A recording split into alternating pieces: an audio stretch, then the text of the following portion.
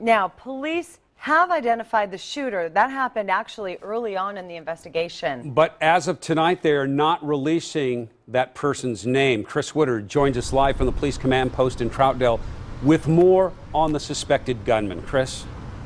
And we are learning more information tonight about exactly what happened in the school this morning.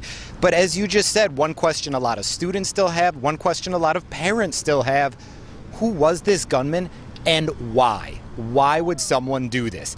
Now, police are stopping short of publicly identifying that gunman. They say they tentatively believe they know who he is. They say they have that tentative ID, but they're not 100% sure of his age or other details. And they say until they are 100% sure, they're not going to be releasing any information. Despite earlier reports, police will not confirm whether the shooter was a student at the school. They say that this shooter acted alone, and without giving specifics, say that it was some form of a rifle that he used during the shooting. For the first time tonight, police did paint a little bit more of a picture of exactly how things unfolded and how that shooter entered the school this morning. The shooter entered the building that houses the school's gym. It's a separate, detached building. We know that Emilio was shot and killed in the boys' locker room. The shooter was located in a different, separate restroom.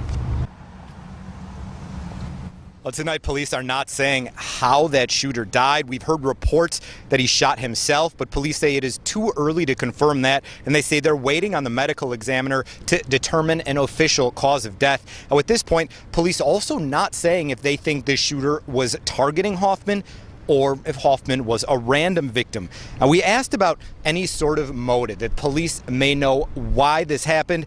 They say that's something they're still investigating. Won't even say if they're searching any other homes or areas related to this shooter.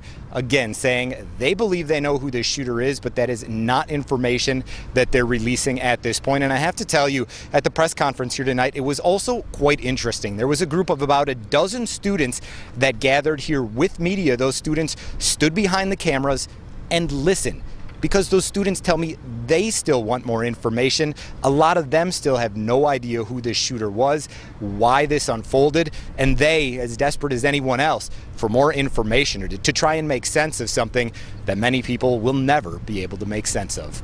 For now, here in Troutdale, I'm Chris Woodard for KOIN 6 News. That's because it's senseless. That's why we can't make sense of it.